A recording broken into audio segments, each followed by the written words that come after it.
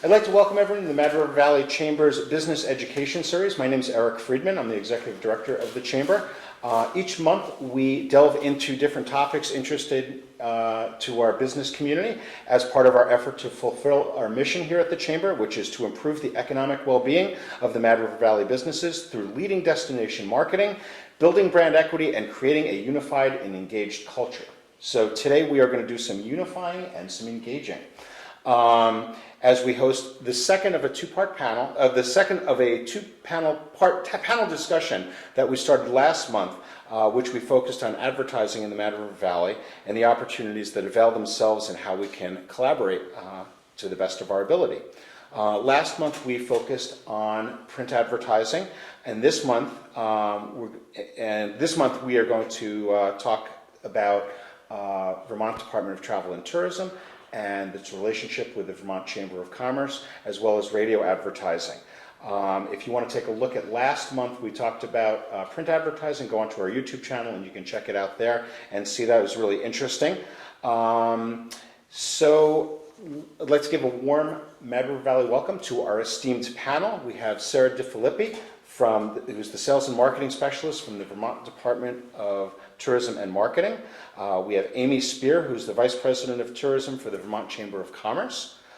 Jenn Jarecki is with us. She's the Corporate Support Associate. That's a mouthful. From Vermont Public Radio. And we also have Juli, Tatro, and Dillon. It's Deloge? Deloge, okay. From, I failed French miserably. From WDEV/Radio Vermont. Juli is the radio and video media consultant, and Dillon, based on his age, we can tell, is the digital marketing guy, right? So welcome. Thanks so much for joining us. We'd like to start with talking a little bit about VDTM and the Vermont Chamber and their relationship. So Sara, would you mind telling us a little bit about what Vermont Department of what VDTM is? Yeah, so we're the Vermont Department of Tourism and Marketing, and we market the entire state of Vermont domestically to all other 50 states, and internationally. We have a few target markets internationally: the UK, Europe, Japan, and Australia and New Zealand. That's who we're focusing on internationally. And yeah, we have a great relationship with the Chamber. We do a lot of digital advertising. There's lots of other ways to partner with us, though, besides the digital advertising space. Do you want Amy to talk about? Yeah, well, I'd like to maybe start a little bit broader. Like, tell us what the strategy is for VDTM. What is it that you're trying to do, and how are you trying to present Vermont? Right, so we are trying to present Vermont as a four-season destination. We talk about that all the time. And as a place to live, work, and play, whatever your tagline, right? We use the Chamber's tagline a lot. We do that with a few different seasonal marketing campaigns. So we have a winter campaign that's ending, I believe, next week.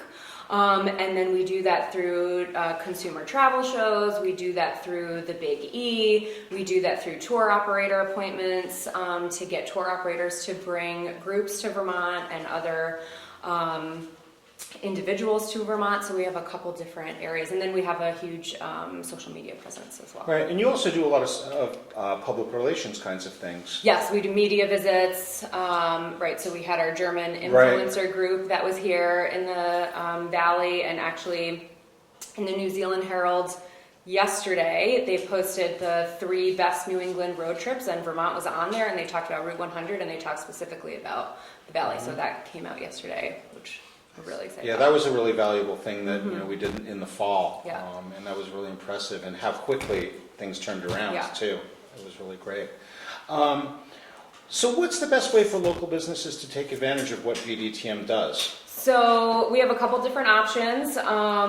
Like I think I mentioned the Big E. We had June from the Chamber come and partner with us at the Big E. If you don't know what the Big E is, it is a 17-day agricultural fair in Springfield, Massachusetts, where each New England state has its own building. So the Vermont owns the Vermont building. It's run by the Agency of Agriculture, and then the tourism department has the welcome booth in the Vermont building. That we actually own it.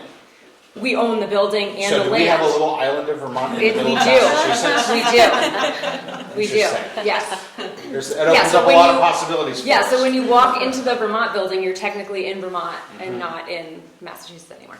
Yeah. So we staff that booth for 17 days. I need about 50 volunteers to make that happen every year because the building is open for 11 hours a day, so it's a lot of work. We have 6-hour shifts available, and as a volunteer, you would be able to hand out your brochure, rack card, postcard, magazine, whatever it is you have to hand out for the entire 17 days, even though you're only volunteering for the 6 hours. And it's a good way to get an idea of what people are really asking about Vermont. We get some funny questions, like why does the Vermont building not have any seafood?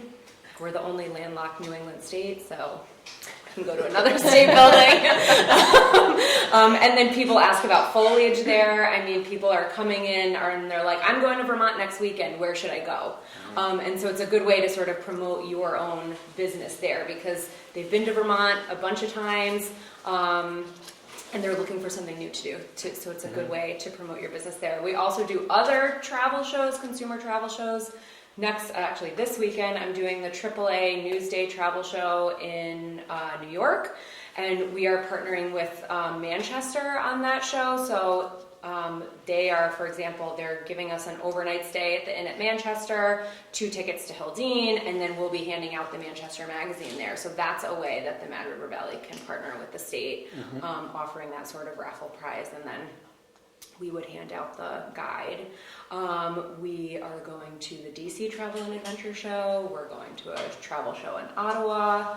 We do the Penn Station Travel Show, and on and on and on and on. So I can give more information about that later. We also have an event listing page on our website, so any events that are happening in the Mad River. Your website, which is? VermontVacation.com. There you go. And you can add that event listing for free.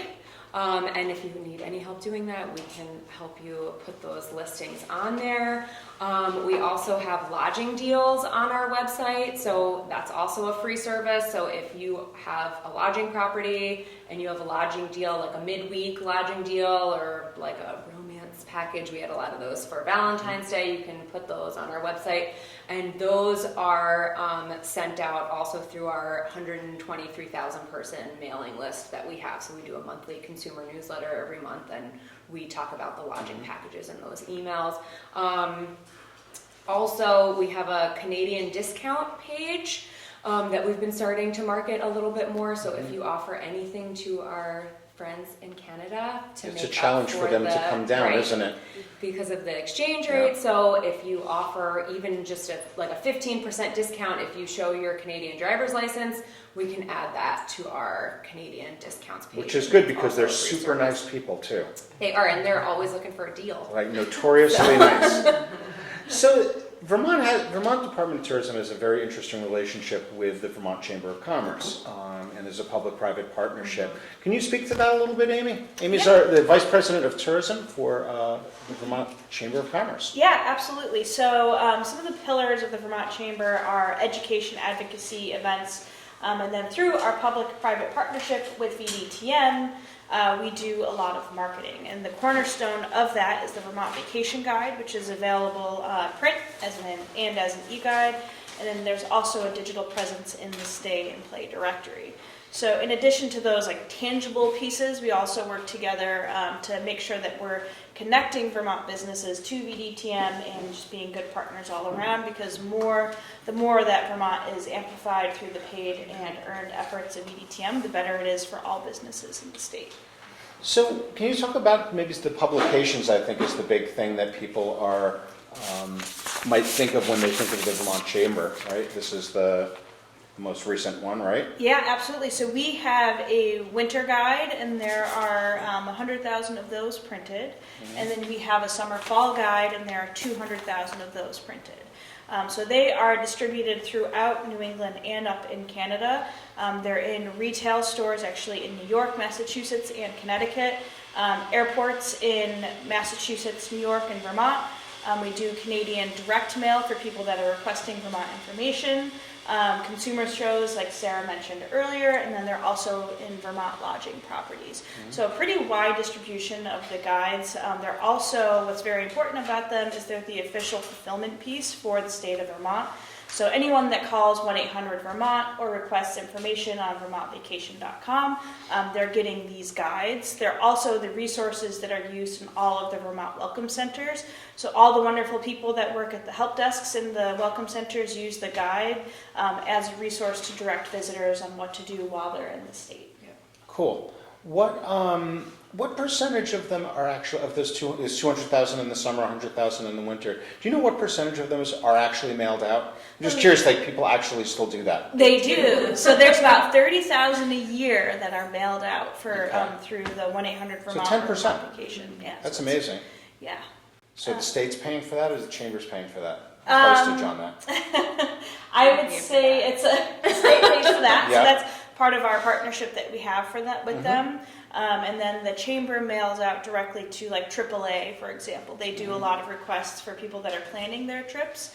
So the consumers that are asking for it, VBTM pays for that. And then group travel, we can think like AAA travel, that's through the chamber. So in the listings that are in here, that chamber, and there's a discount for being a Vermont Chamber member. Yes. Correct.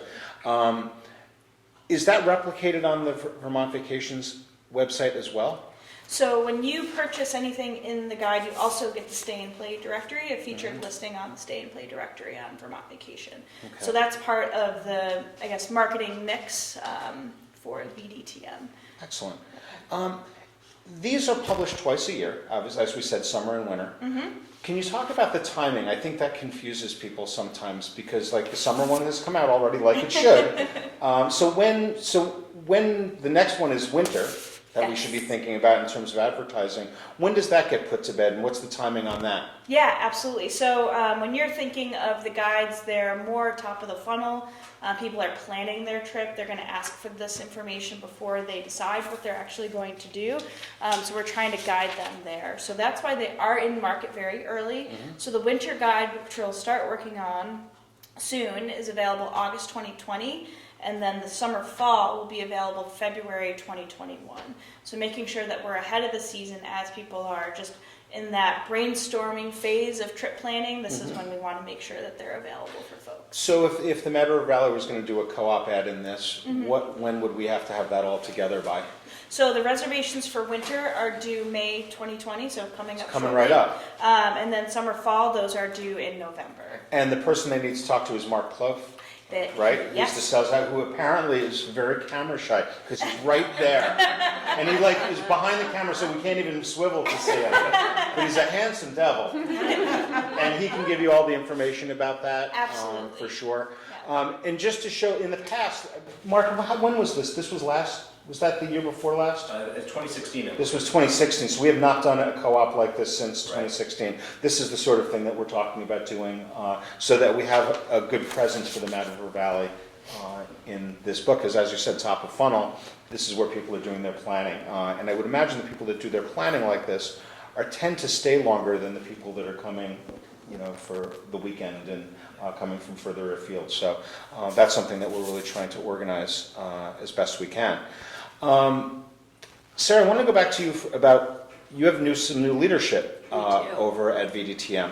Heather Pelham is the new commissioner. Can you give us a little background on her and maybe where VDTM is going? Yeah, I mean, Heather was our chief marketing officer for, I think, 5 years, I want to say. So in theory, she knows something about marketing. Yes. Okay, that's a good She knows a lot step. about marketing. Yep. And she's really familiar. She was the chief marketing officer, even though technically she wasn't part of tourism and marketing. She sat right next to us, and so she was always being called in as an expert to sort of come up with ideas or any issues that we had. So she knows the industry really well because she's been a part of it from the outside, which was actually really great. She had that experience but wasn't really in the thick of things, so she was kind of able to come in and look at everything a little bit from an outsider's perspective, but in sort of knowing the constraints that we have. And she's been really good about just looking at every single thing that we're doing, making sure there's data behind whatever we decide to do, to say, okay, we're going to spend this much money on whatever these keywords for advertising, and we're doing that specifically because we know that people are interested in this. Whatever the case is. She's very, very data oriented, which I think is really great for our department. Excellent. Sarah, Amy, one of the things I wanted to ask you about was, I don't want to use the word convoluted, but there's there's a lot of partnerships going on between what's going on and what's going on with the VDTM and the Chamber and the Vermont Attractions Association. And I think I want to make sure that our business owners are clear on everything. So like this map is a biggie. And this is the Vermont Attractions Map, which is put out by the Vermont Attractions Association, which has a relationship with the Chamber in what way? Yes, so it is a program that is managed by the Vermont Chamber of Commerce. Karen Ballard is the program manager for that. She's the president of Vermont Attractions Association. And the map is a cornerstone of what they do. I believe there's about 900,000 maps printed every year. You'll see them distributed throughout New England. There are racks within all of the Vermont Welcome Centers with the Vermont Attractions Map. It's the official roadmap for the state of Vermont, really critical piece, especially in the fall and in the summer when you have a lot of folks that are traveling around to look at prime foliage viewing. Covered bridges are all marked on there. We use it all the time. It's a great resource. Yes, absolutely. For sure. So who are the kinds of businesses that are on this? Absolutely. So anyone that is an attraction, any business that's an attraction, it can be a part of the Vermont Attractions Association. So if you're looking at a cheese place or somewhere that maybe is a pottery or fibers, whatever you're looking at that's an attraction that a visitor might want to come to, can participate in the Vermont Attractions Association. Because I know that's been an issue for us, because the Valley is such a kind of diverse place. There's lots of reasons that people come here, and I think we've struggled with being, quote, an attraction, and I think we view ourselves as a community as being an attraction. And isn't there an initiative afoot to try to address that a little bit? So there are different tiers for Vermont Attractions Association. I know they do a lot of committee work, and they're looking at how to bring the VAA to a next level. Something that is available for just a destination attraction would be Vermont Tourism Network, and that's a focus on group tourism. So that's domestic tourism. All the buses that you see, for example, during fall foliage, that's through Vermont Tourism Network, and they have itineraries. So, for example, there could be a Mad River Valley itinerary that focuses on all the specialty products that come out of the valley, which is a huge part of the valley. Right, and Susan Snyder from over at the Mad River Fiber Mill is a really good example of that. And and has some bus tours stopping at the fiber mill. And what's interesting, I spoke with her last week, and she was telling me how they have the numbers of people coming in that they take half of them, they drop half of them on Bridge Street, and then go back and leave half of them at the mill, and then swap them out. So they're really bringing people into the downtowns and trying to get, being creative with it, which because she can only have 20 or 25 people in there, she can't handle 50 people in there. It's all about the experiential travel, making sure people see what Vermont has to offer, because there's a lot of different niche markets within Vermont, whether it's fibers or chocolates or cheese or craft beverages. And we got all that stuff here. We have it all here in the valley. So through VTN for group tours, and then also Vermont Attractions Association for the individual traveler. Those are great ways for exposure for a business. Well, I really appreciate you guys coming and telling us about what VDTM and what the Vermont Chamber is doing to promote the state. I know that you guys were really involved with the Tourism Day up at the Capitol this past year, and I think Vermont Chamber was one of the big protagonists of that, which was really good. We had a nice turnout from the Mad River Valley. We had a good bunch of people there. Any status on where that's going? Or how that's going through the legislature? Yeah, absolutely. There's certainly a lot of buzz in the State House right now about tourism. The governor did include our $500,000 ask in his budget. So currently it's going through committees at the moment. So we're optimistic. There's a lot of positive buzz. There is a tourism caucus, so there are a number of representatives that are a part of this caucus that are learning about the importance of tourism, the work that VDTM does, how they make sure that The experiences offered by all local businesses bubble up to the story at the top of the funnel, and it's really exciting because there's a lot of buzz at the State House right now, and typically tourism has not been a primary point of discussion, and this year it is, so we're feeling optimistic. No, that's good. And just to put it into perspective, the state budget is $2.5 million a year, right? So it's about $3 million. $3 million a year. So Yeah. it's not a huge amount of money. It really, really isn't. And when you compare it to what other states are doing, it's, we really have to rely on the brand of Vermont, which we're fortunate to have, and you guys are the stewards of that. So we appreciate what you're trying to do, and thanks for the effort. We're going to segue into our next part of this panel discussion and talk about radio advertising.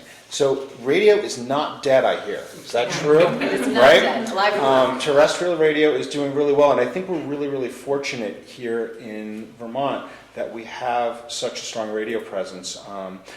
First of all mention, welcome Jenn Jarecki from Vermont Public Radio, and Juli Tatro and Dillon from WDEV and Radio Vermont.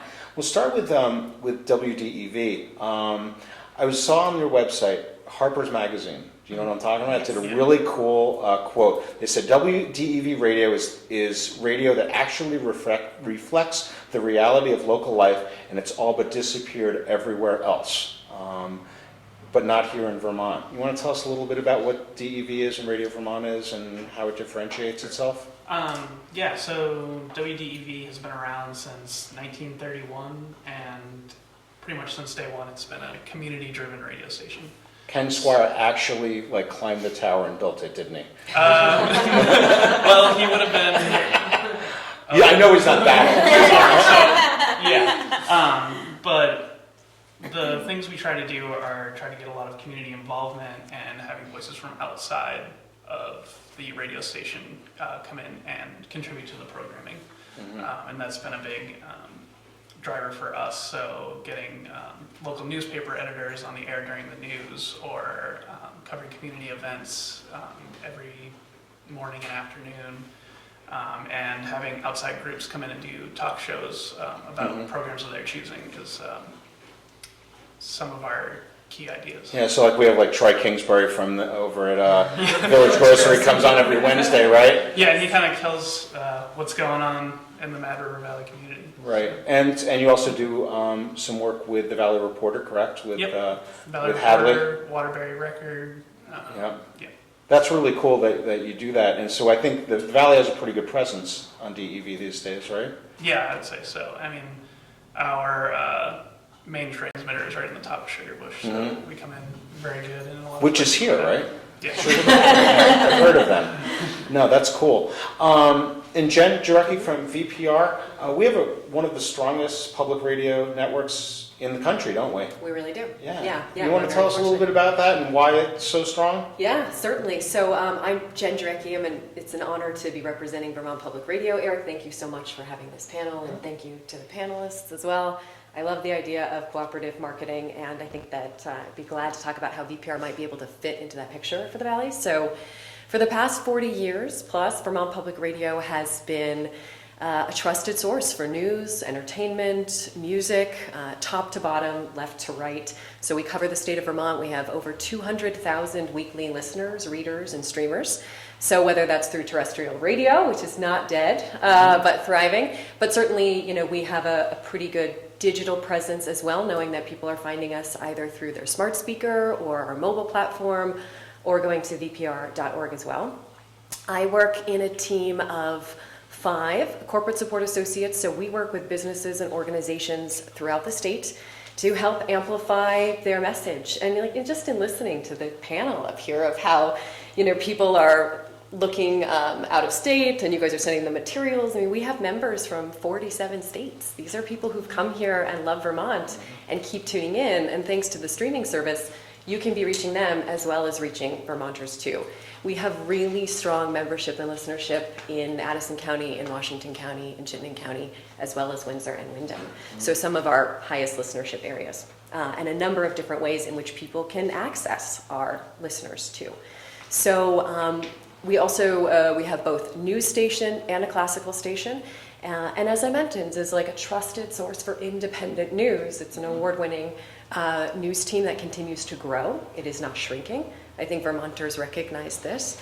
And so, and we're fortunate to have, you know, this number of over 200,000 weekly listeners in a state with a population of around 600,000 plus.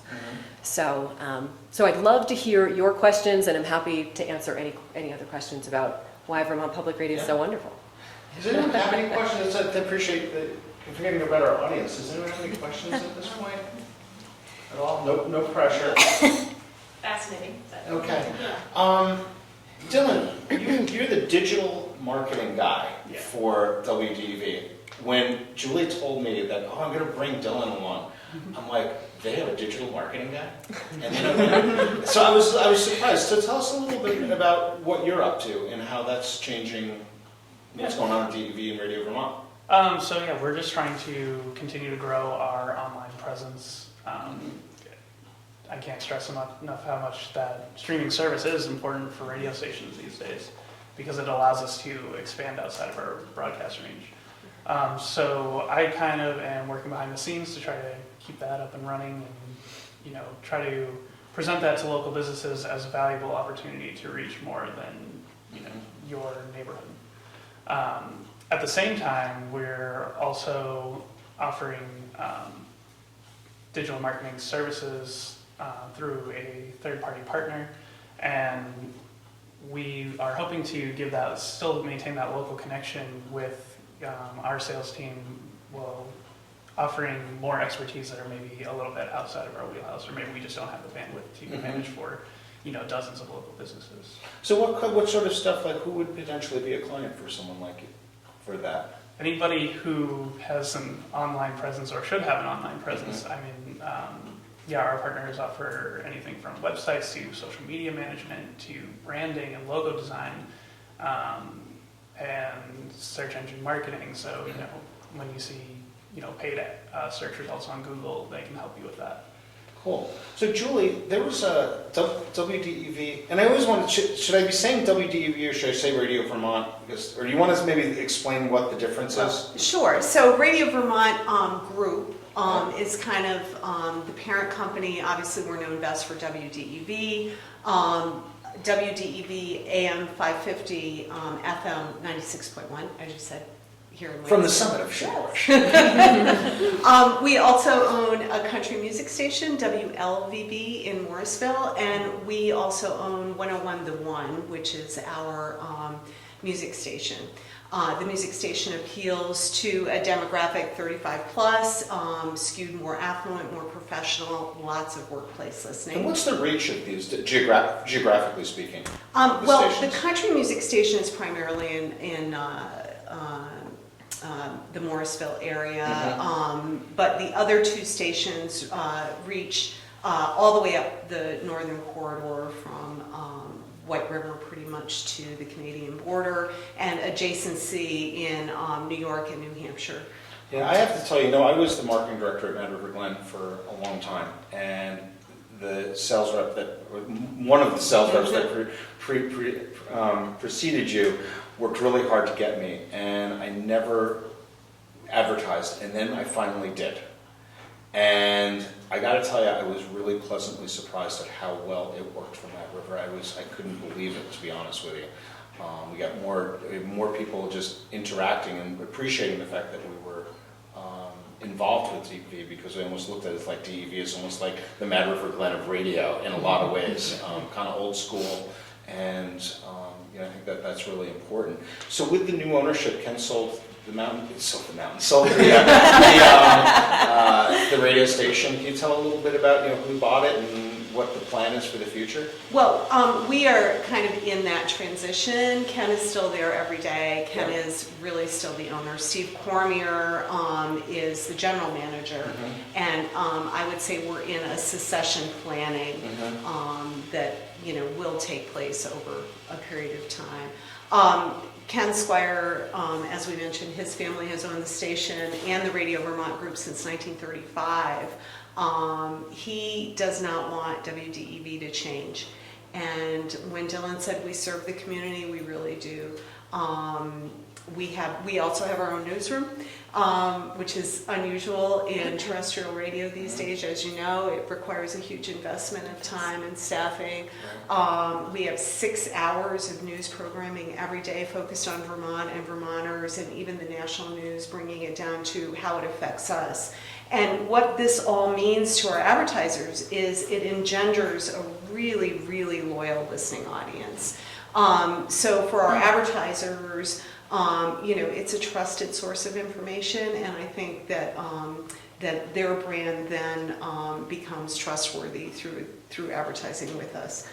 We also can match all budgets, which is kind of nice. So, people with smaller budgets, people with larger budgets, we can kind of help out across the board. I think the commonality between VPR and NPR is that, between NPR and WDEV is that they're both tailoring their programming to very specific niche markets, which is in Vermont, and providing the kind of programming that they're just not going to be able to get elsewhere. I was also really impressed to know that both stations partnered with Vermont Digger, which is another potential opportunity that's out there as well. What else? Can you maybe speak to some of the local advertising successes that people that do it well, from maybe we'll start with VPR. Sure. Is there some local organizations or local or communities that have banded together to work and advertise on VPR that we can use as an example? Yeah, absolutely. So I think we did a special in 2 areas actually last year. We thought we would give this a try. So I'll use this as an example, and I can talk a little bit more broadly about our underwriters and where they come from. But in Brattleboro and then also on Pine Street in Burlington, what we did was reach out to a number of businesses within these areas, offered a special package if people wanted to jump on. The idea being that if everyone were underwriting within the same relative window as about 4 weeks, that our listeners would just be hearing Brattleboro, or Pine Street, Burlington.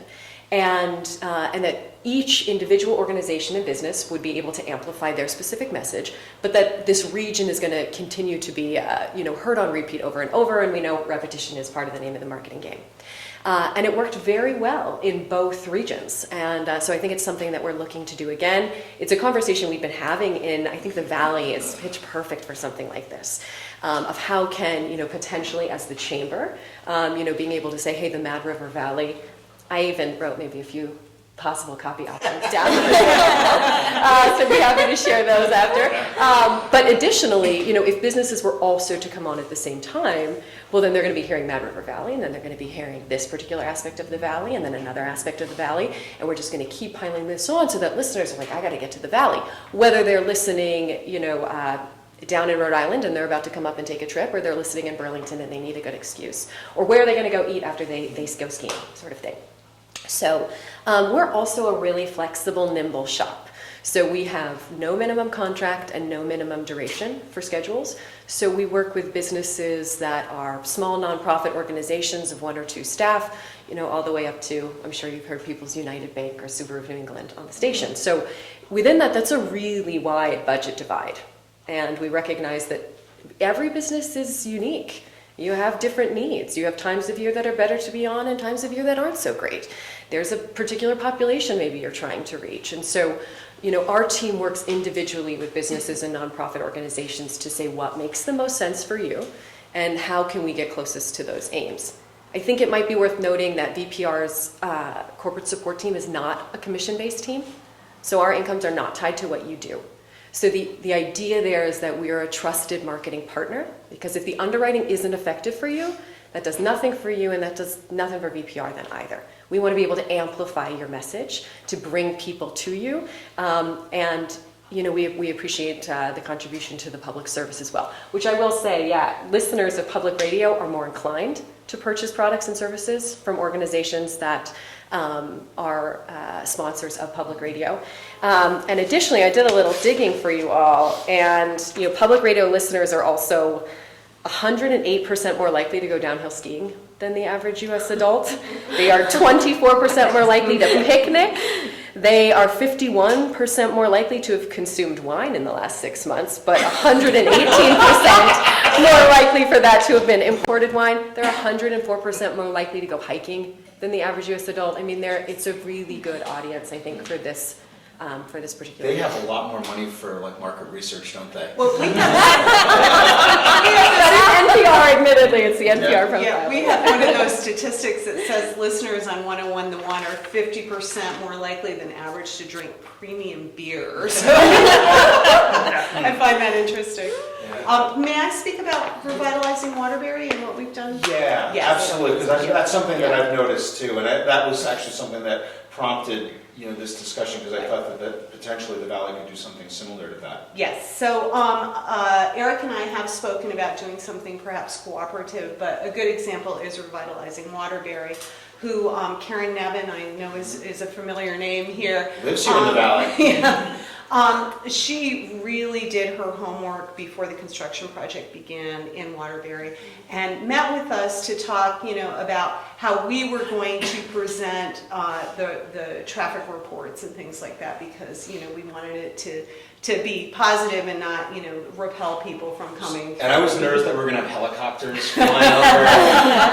The Rotary's a little backed up today. So, in part of this conversation, we suggested a partnership where we also assist the local businesses. So Revitalizing Waterbury is actually our client, and then they go out to their membership to offer them cooperative advertising at a significantly reduced rate. And it's been so successful. This started initially as kind of helping through the construction. They are now continuing all year long because members are really just enjoying great results from this.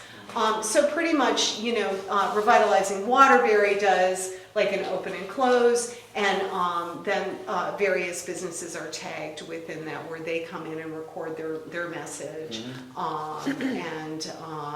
It's around events going on in Waterbury, and then various businesses are able to contribute to that and give their plug. Yes. I have a quick question. Sure. For radio, do you have people on staff who can record? Because a lot of people, sometimes we want to have the character of the owner of the business come through, and sometimes it would be better if somebody who's more professional records the words. Do you do that for? Our announcements are read live on air by public radio announcers. Okay. So when you do hear somebody's voice talking about their business in their own voice, those are underwriters who have done testimonials for us. That's actually a great favor they do that also turns into a really nice marketing tool where they're able to talk about why it is they find underwriting on public radio to be effective, and ideally encourage other businesses to do the same, so that they're all professional radio folks. Right, but with Revitalizing Waterbury, if somebody has a standard Revitalizing Waterbury script, and then Stowe Street Market with. Sure, we offer both ways. And some that you hear, like Village Grocery, he has a product that we call a phone call, where he's interviewed by the on-air personality, and that's the product that he buys. But with any of our traditional commercials, we would invite our advertisers to come in and record. Valley Players is one that they've been coming in and doing their own recordings. Or we do have people that say, I don't like to hear my voice. Yes, those are great. His poor family. And then we have professional voices as well that can do that. I could pull together a question here. My name is Dave. I make videos for people and businesses, and I'm sort of curious, what kind of stories are you all looking for outside of the pretty well-established Vermont brand? I'm a little sick of doing maple and farm to table and mountain biking. I think there's probably a lot of other stories that you all would find useful or you're looking for. Are you talking in terms of content? Yes. Okay. So, and I say that because there is while we work with the content team in as close a fashion as we can, it probably goes without saying that there's a firewall between those of us that are earning money in public radio and then those of the content creators, so that there's no influence of businesses over the content that you're hearing on VPR, which is one of the things that we really appreciate about keeping it independent. The dollars that we receive from businesses, and we thank them on the air in exchange with this underwriting, is to help keep that our journalism strong and growing. But I would be happy to connect you with people on staff Are you familiar with Brave Little State? That's what I was thinking. Yeah, so Brave Little State, which for those of you watching or here may not be familiar, is VPR's People Powered Journalism Project podcast. So it's now in its third year, I believe, and so people will submit questions about Vermont that they're curious to know about, and then those questions get voted on, and then the question with the most votes becomes an episode. So like, where did the Vermont accent come from is still one of the most popular episodes. But very recently we did one on college closures throughout the state and what's happening there. So I think that takes a much deeper dive into, if not stories that aren't sort of that typical, maybe it's a story about an industry that's closely related to Vermont, or a story that maybe people are hearing more nationally, and do a deeper dive. So I'd be happy to connect you with the Brave Little State team. Also, I think the Vermont Edition team, which is our I'm weekly. thinking a little less on the news side and a little more on the advertising side. I'm thinking businesses around here. What should you be putting out there? I don't know if maybe I fully understand the question in terms of like what we should be, how you should be marketing yourself in order to reach those businesses that are looking to do kind of like alternative to that norm. Not so much me, is, businesses around here. There's, obviously a lot of food producers, there's a lot of hospitality, all that. What can they put out there? When I sit down with these clients and say, okay, let's tell a cool story and put it out there. I'm just wondering if you all are picking up ideas that really you find resonate. Thank you for clarifying, and sorry if I didn't took us off. A great excuse to talk about Brave It's a Little State, but yeah. But I think we found success at least, and again, I think that those content creators may be an even better resource to answer the question for you. But that we found success, I think.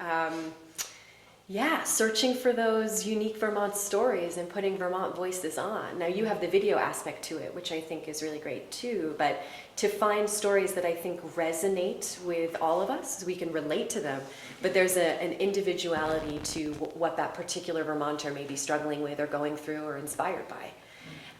And I think that's appealing out of state as well too. For sure. Yeah. I mean, one of the things, going back to that Harper's quote about the, reflecting the reality of local life. I mean, when you get, Troy Kingsbury on there talking about, what's going on in deer season with the deer, weighing the deer out back, that's the kind of stuff that people want. And I know from a chamber perspective, what we're trying to do is, people know they go hiking here and skiing here and biking here and all those things. They know that those things. But what differentiates us are the stories and the unique people, and the Troy Kingsburys of the world, and from the Valley Reporter people, and talking about the local news and the things that are going on. And I have an interview with Leonard Robinson from Blueberry Lake. This 91-year-old guy that's still out there grooming the trails and doing his thing. For me, that's what draws people here, and that's what differentiates us. And I think that there's opportunities to do that. I mean, I think it's really hard with an underwriting situation where you have 10 or 15 seconds. It's really hard to do that. But I think that when local businesses are producing their 30-second spots, that there are ways to bring that in and talk about that. And I think what Troy does, I think Bragg Farm, the guys from Bragg Farm Sugar Works up in East Montpelier or whatever they are, right? I mean, I listen to that because those guys are freaking funny, and Troy's really funny, and so I think that it's when you have advertising that's kind of actually content, it's pretty unusual, and you don't see that at the big commercial radio stations that are just chains all over the world, all over the country. And again, that's what I think differentiates DEV, and it's what differentiates VPR. And to the same extent, I think the Point is the same way. I mean, I think that they have a listenership that is a lot more loyal and a lot more local than your typical rock radio station or independent radio station, whatever you want to call them. So I think in Vermont we live in a little bit of a bubble that we don't necessarily realize what's going on. You get out into the rest of this country and the rest of the world, it's a lot more corporate and a lot more pablum, frankly, because people aren't, they're not willing to do what Troy Kingsbury does. They're not willing to do what the Bragg Farm Sugar people do. So dare to be different, right? Yeah, I always kind of. I was just thinking that this is not necessarily advertising, but like a story like that that hasn't been picked up, and I think it's really national newsworthy, is Mahurant's. Mahurant's is a 100-year-old grocer that started in this building. So it's a family grocery, which is already an anomaly. He had enough insurance to pay his workers, all of his workers, checkout people. So they're totally paid for the entire period. His business burnt down. When was it? January? Yeah, back in January, right. So for 6 weeks, he's got full-time pay available for his workers. He's taking care of them. Now they're coming back and they're restocking the store. And the way the community has been totally bereft that this tiny little grocery store, the way he has met the needs of his consumers, I think that's anyway, so I don't know, in case you haven't, I think that's a fantastic story. Yeah. No, and I think, one of the things that I think the Valley has a lot going for it. And, when you talk about the Vermont brand and what the state talks about, we are really the epitome of that Vermont brand in a lot of ways. And there's a lot to be said for just latching onto that and telling the stories. So, yeah, you guys are spot on with that. Is there any other questions from our audience or at all? Or any last things you guys would like to mention that we haven't talked about at this point? No? But I think we've covered quite a bit. No, I'm really pleased with how this went. And again, what the goal of this whole thing is to present the opportunities to our business community of what's out there.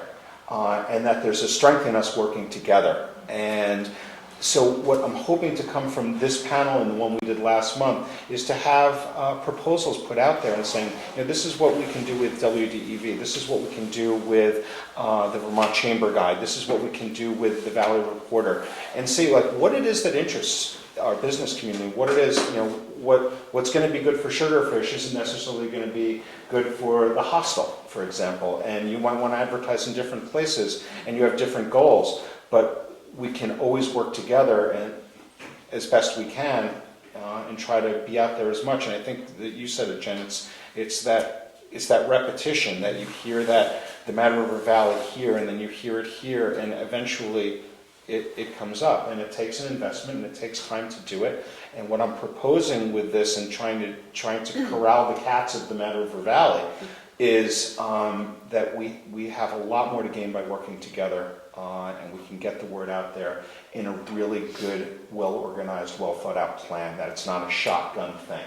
That someone calls from the Valley Reporter and says, we should do a country Christmas ad. It's like, no, that country Christmas ad is part of a much bigger thing over the course of the whole year, and that a business can invest, saying, I know that this is what it's going to cost me for the year to invest, and have a plan in place and not just have a shotgun, not well thought out approach. So that's why we're trying to bring these professionals together and try to do that. So as time goes along, you're starting to hear more from the Chamber about these proposals and more specifics. And let us know if you have any interest in this, and we will put you in touch with the various different outlets. So thanks everyone for coming. Really appreciate you being here, and hopefully we'll see a lot more of the Mad River Valley in the press these days, right? Thank you. Thank you. And I'm happy to stick around too if anyone has any specific questions or wants buttons or stickers. Yep. Yes. Yes. Hell yes.